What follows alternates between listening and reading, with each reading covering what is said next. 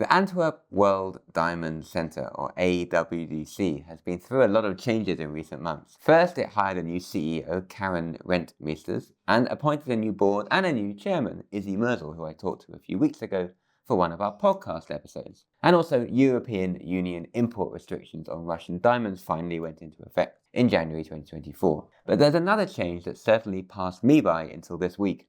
The AWDC has resumed reporting its import and export data, something it stopped doing in early 2022. That cessation coincided with the start of Russia's war in Ukraine, though it was never confirmed whether the war was the reason for it. An AWDC spokesperson told me the data started appearing again on its website for reasons of transparency around the time when the new board was appointed, a couple of months ago. The numbers are based on data from the Diamond Office, the Customs Centre in Antwerp, through which goods passed when entering and leaving the European Union. The good news is that the figures are now available for all the months back to when they stopped appearing more than 2 years ago. Before we go on, please make sure to like our videos and subscribe to this channel if you haven't done so already. And as always, your feedback is very welcome. Let us know in the comments which other topics and questions we should discuss in the coming weeks. This helps us a lot to get to know you better and keep making interesting content to help you navigate this industry. So let's look at some of the data that came in from the AWDC.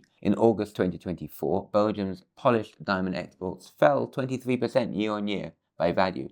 That's still a better performance than comparable markets such as Israel. The decline was pretty much in line with India's performance in July. Belgium's exports fell 13% year on year for the first 8 months of the year. If we focus on the trends over the months, we can see here that the year-on-year declines started the year at a sharp rate before easing in March, and in April, Belgium's polished exports even showed growth. That was when the market looked to be in recovery mode, but as we know, things went downward from there, with exports falling again in May, and by the summer, the numbers were quite bad again. Rough imports are a touchier subject given that Belgium used to be the #1 destination for Russian diamonds. The AWDC doesn't break its rough data down by country of origin, but we know from the National Bank of Belgium that diamond imports from Russia slumped last year even before an import ban that went into effect on January 1st, 2024. We spoke about this on a video in July.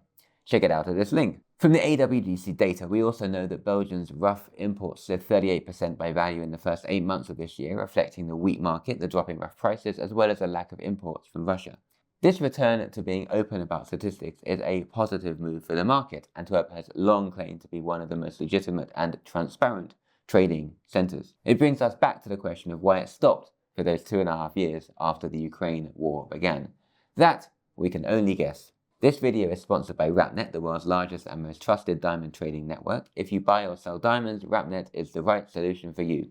Find out more at rapnet.com. Thanks for watching and enjoy the rest of the week.